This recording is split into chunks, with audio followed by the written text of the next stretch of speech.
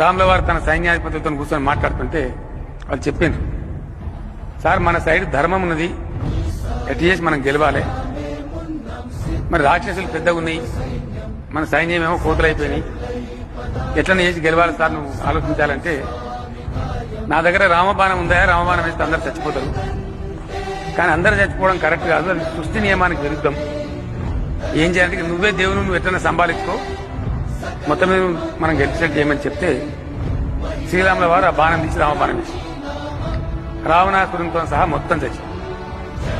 కానీ విజయం సాధించి రిటర్న్ వస్తున్నారు. కొద్ది దూరం వచ్చేటప్పటికి మధ్యలో ఎవరైతే సగం ఆయుష్తో చచ్చిపోయినటువంటి అర్ధ ఆయుష్తో చచ్చిపోయినటువంటి రాక్షసులు ఉన్నారో వాళ్ళందరూ ఎదురు తిరిగింది.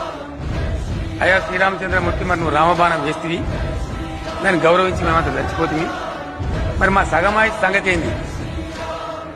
ఏం పర్వాలేదు, కలియుగంలో మీరు ఊరుకో 4 చొప్పున కొట్టి మందిని మీకొని తినండి. వీళ్ళంతా గా బాబత్ గారు